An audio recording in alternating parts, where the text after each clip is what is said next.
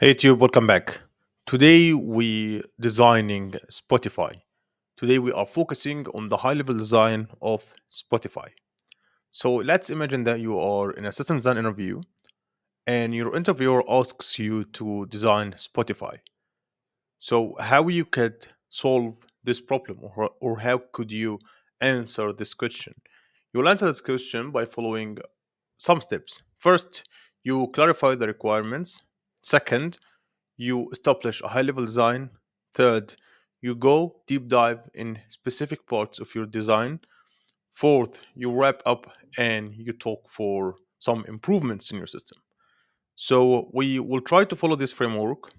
We will focus today on the requirements on and the high level design of the system. Okay, so every system start from the requirements.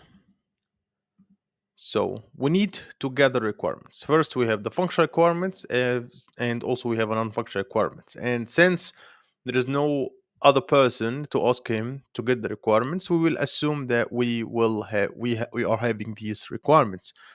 So we need to have a search functionality. Users that can search for songs, artists, albums, and playlists. We need to have a music streaming.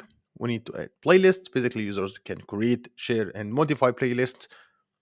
We need to have music recommendation, and we need to add support model. Okay, basically, free tier users will encounter ads after a few songs, and you need to put all of this in mind because each one of them will represent by one service. Number two, we have the non-functional requirements. We need our system to be scalable. We need to have low latency. We need our system to be highly available, and we need to be our system need to have a global reach. Okay, so how we can go through our design by the functional requirements and those non-functional requirements. Okay, so as always, I would say that any system starts with the client.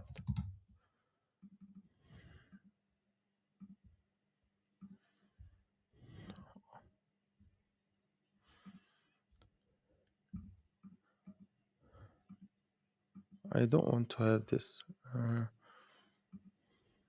Remove. Okay, so any system starts with a client. So the client role here, this is the end user for our application. This includes like mobile apps, like iOS, Android, desktop clients, web players, and even smart speakers. It's its own purpose to send requests and receive data. It will send requests like play a song, search for a specific song, create a playlist, login, things like that, and it will receive data like it will receive audio streams, search results, recommendations, and the user data. Before we talking about that, let's talk about not now, not now. We need to make this white, yeah. And can we make this like brown? Uh-huh. Next we have CDN, and the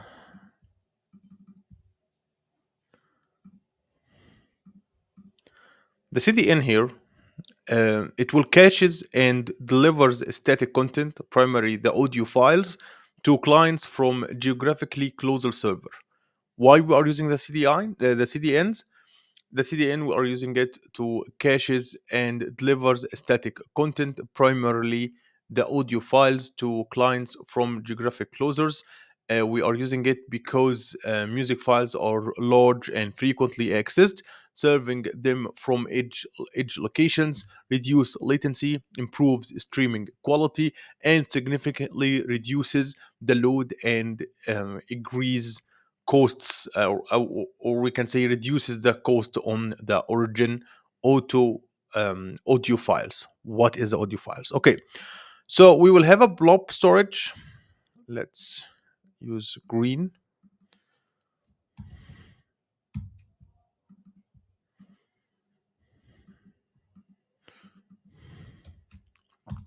We have here a blob storage for audio files. It's basically this is a central, highly scalable and durable repository for all the actual music audio files. We can use Amazon S3 or Google Cloud Storage. Why we are using it? We are using it here because it's optimized for storing massive amounts of unstructured binary data at scale. The streaming service or the CDN directly, once populated, retrieves the files from this one, basically. Okay, so okay, we know right now that everything will be stored in the cache. Next, we need to talk about how the client will communicate with our backend servers. It will do that through a load balancer.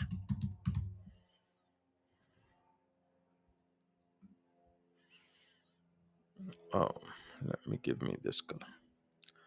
The load balancer here, it's basically this is the initial entry point for all client requests into the backend system. It distributes incoming traffic evenly across multiple app servers.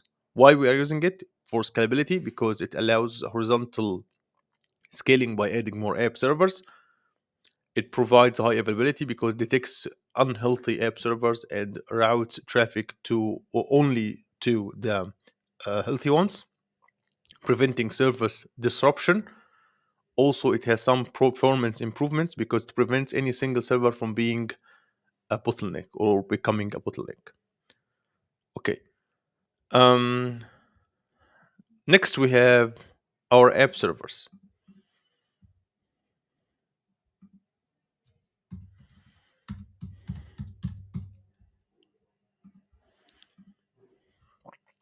Or we can do something even better. Instead of having app servers, we can have multiple services. Like we can have user service to handle the user. Um, no, I don't want to upgrade. Let's give it. We have a user service here. What else? What other services should we have?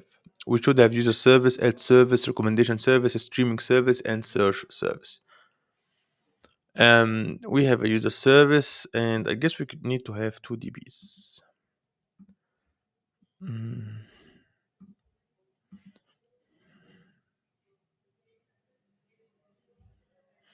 This should be, I guess it should be the user DB. I guess we can make any DB with this color, and we need to make it.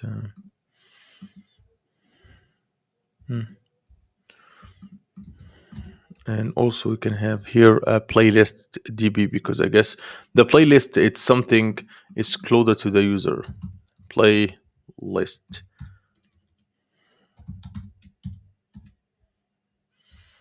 Okay, we can edit here.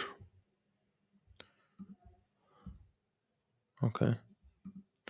So we have here the user service and we have a playlist DB and the user DB. And like just be patient because we will talk about the playlist DB and the user DB in a bit. And we will talk about each database server and which type are we going to use for it.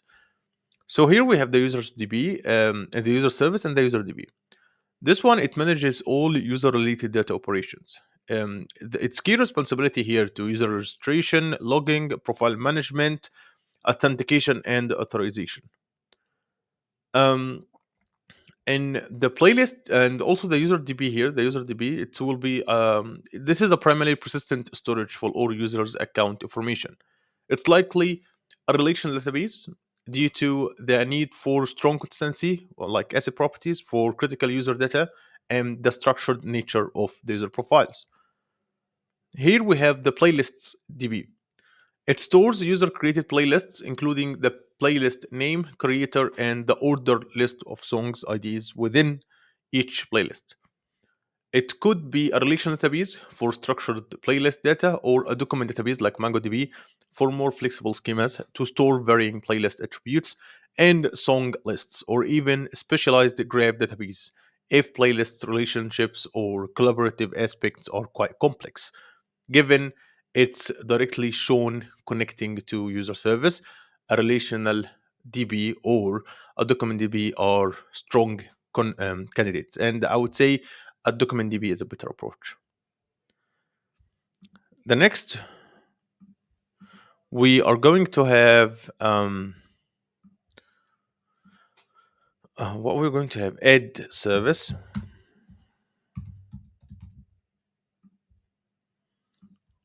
and the add service we will have a blob storage. It will be connected to, it will be, we call it like add files.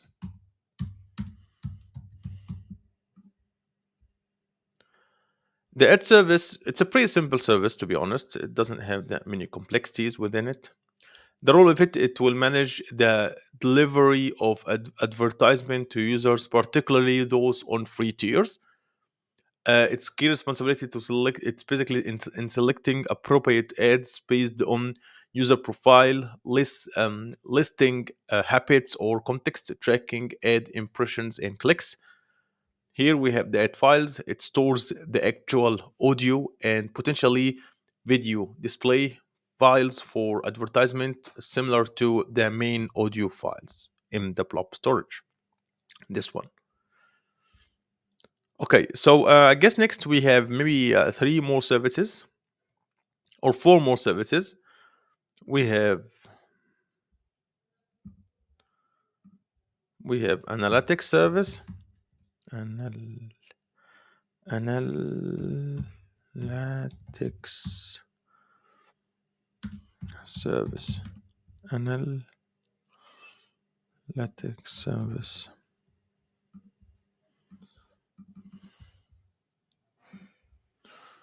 Okay.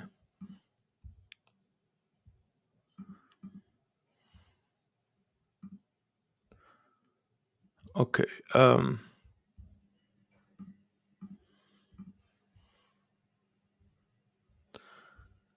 We have here the analytics service. It's basically it collects, processes, and analyzes vast amounts of user interactions data, like songs played,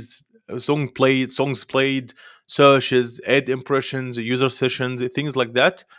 Why it is used here? It's used for business intelligence, like understanding user behavior, trends, and content popularity. It's used in product improvements, like informing features development and UI UX changes. It is used for recommendations, like providing data for the recommendations service to learn from user preferences. It's used in monetization, like tracking ad performance and user engagement. The implementation of it typically involves real-time data ingestion pipeline and a big data processing frameworks like Spark, feeding into data warehouse lakes. Yeah, I guess next we have. I guess we have three services left. So let's put this up like this, and this is like that. And this is here. And let's add another service. This one will be,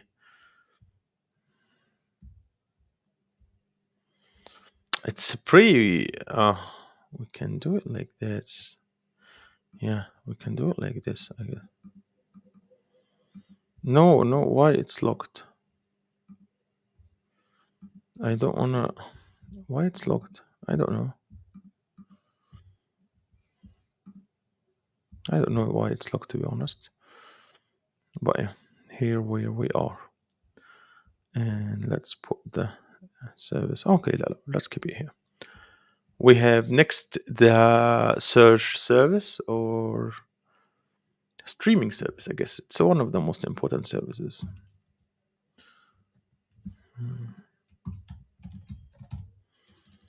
Streaming service. Okay. Okay, it works. So the streaming service, it will have it will work with the recommendation cache.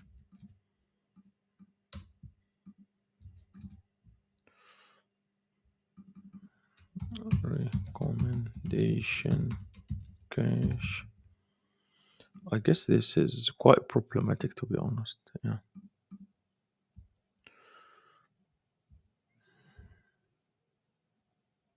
And let's make the color like that and make this white and bold. Okay, okay. We have here the streaming service. It's basically this is a core service responsible for initiate and managing the delivery of audio streams clients. Its key responsibility to receive requests to play a specific song, authenticates and authorize the user, retrieves the audio files URL from the song's metadata DB. It directs the client stream the audio directly from the CDN. It will logs streams events to the analytics service. Its popular songs will be saved in the cache, basically a fast in-memory cache that stores metadata and perhaps even direct stream URLs for the most frequent played or trend songs. Why it is here? The reduces a load on songs metadata DB and speeds up initiation of popular songs.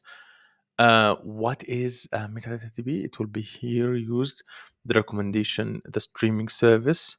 It will be used by. I guess we need to make this smaller. Okay, let's call it cache only because recommendation cache will make it design. All the design looks quite horrible right now. We don't need to make it even worse. So we will have here songs metadata metadata db. Okay, and as always, we said that we want to make the db with this color, and I guess it works. And but I guess we need to make this quite longer because I guess it will be used by so many others.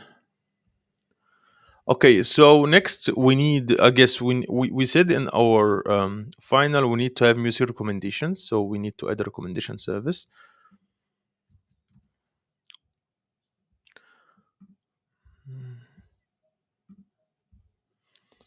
Okay, recommendation. Uh-huh. Yep. Okay, recommendation service. And the recommendation service, it will use a recommendation cache. Oh, I guess, yeah. Let's make that like it will use its own cache, and we'll just call it cache, and it will be connected with metadata DB. The recommendation service, it generates personalized music recommendations for users. Its key responsibility, it uses sophisticated algorithms like collaborative filtering, content-based filtering, machine learning models based on user listening history, performance, and similar user log and similar user songs data from analytics service, songs metadata, and the user DB. It processes them recommend and process it processes these recommendations in patches or near real time. We have the recommendation cache. It stores the pre-generated or frequently accessed recommendations list for users. Why it is used here? It's used to basically generating recommendations is basically computationally intensive. So caching allows fast retrieval of personalized lists. Next, I guess we said also we need to give the users the ability to search. So we need to add a search service.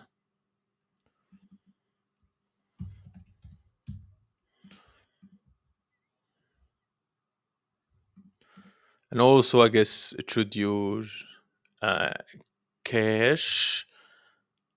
Did I use a search to the service? No. Uh, no. And it will use a cache. Mhm. Also, it will be okay. So here we have the search service. It provides efficient full text search capabilities across the entire music catalogs. Its key responsibility is to receive search queries from clients, queries the search indices DB, returns relevant search results. The search indices DB here, this is not a traditional relational or NoSQL database. It's a specialized search engine database indexing system, something like Elasticsearch. Why it is here, basically, it is here or it is used. It's built by indexing data from, basically, it's optimized for fast, relevant, full text search across large data sets using interval indexes. And also, it's built by indexing data from the song's metadata DB and other relevance sources. And I guess I need to talk about the song's metadata DB because, like, we talked about it a lot. This is the comprehensive and central persistent storage for all metadata related to songs. Basically, it has artists, albums, genres, release dates, track numbers, cover art URLs, etc. Why it is here? This is database supports queries from streaming service, recommendation service, and search service. The type of it, it's a given the structure, nature, and the need for complex query. A relational database like Postgres or MySQL is a strong candidate, potentially sharded for extremely large catalogs or and also flexibility. And NoSQL, also like a white column like Cassandra, could also be used and optimized for specified query patterns. Okay, how does the flow works of this system? Okay, why it's long? Oh.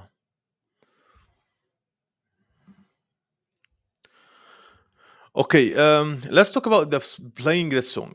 So, in the playing the song, basically the user will click play on the song in the client app. Like when you open your Spotify application, you find play, so you click on it. The request, can I have a pen? Yeah, the request will go to the load balancer. And the load balancer will send it to the will redirect the request to an instance of the streaming service. It will checks for popular song. It will check the popular song cache. If it found something, it gets it. It gets the CDN URL. It will get the CDN URL. If it didn't find anything, it gets the metadata. It will get from them. It gets the metadata and the CDN URL from the metadata and store it in the cache and send it back to the streaming service. And the streaming service will send it to the load balancer, and the load balancer will send the streaming URL file of the CDN to the client, and the client can play this song. Okay, so basically, again, and the client directly will like streams the audio from the CDN, and the analytics service will logs the playback event. Okay, the analytics service will log this playback event. Okay, how the search for a song works. Okay, so the user will type the query in the client. It will go through the load balancer, and the load balancer will direct the request to the search service. This service that you can see here. The search service queries the indices DB, and actually I forgot to add indices DB. It's not a cache; it should be indices DB. This is wrong, guys. This cache is wrong. This should be an indices DB. It's basically uh, Elasticsearch database. The indices DB, and it will return the and also it sorry, sorry guys. It will basically go through the indices DB. It will create that, and also it will go through the search cache. I need also to add the search cache. I made a terrible mistake on this section, so we need to add the indices DB and a cache. So if the search engine cannot find the song in the indices DB and on the cache, it will go through the song's metadata DB, and if it finds something, it will source in the search cache and in the search indices, and it will send it back to the user. It's yeah, it works like that, and the analytics service will log this event. How to get actually the recommendation, how the recommendation works. The clients will request a personalized recommendation, for example. And this is happens when you just open your homepage on Spotify. The load balancer will call the recommendation service. It will check the recommendation cache. If it found anything, it returns the list. If not, it computes or fetch from the internal store. It will fetch from the analytics service, user DB, and songs metadata DB. Yeah, it will search from multiple things. Also, there is something that the streaming service, it uploads the files to the blob storage. This is something important that you should know. I guess I did some mistakes in my systems, and it's a new thing that you need to learn as well. In your system design, you might do some mistake, like the things that I have done here. One, that I didn't use indices database in the search service, and the other one, I didn't connect the streaming service with the blob storage. So I would say it's a good idea for you guys to make sure that you are to basically to pay attention to the details, so you will never be in the mistake that I have done. And Yeah, and I guess that's it for this video. I guess we finished the video here, and this is a high level design of Spotify. In the future, we may talk about the database design, and and what else can we talk about? We can take a deep dive in the caching layer because we have multiple caches. We can also talk about the analytics and monitoring data warehouse and how it works. We can talk about some API design. We can also talk about how the music streaming service work in details. So that's it for this video, and see you in the future.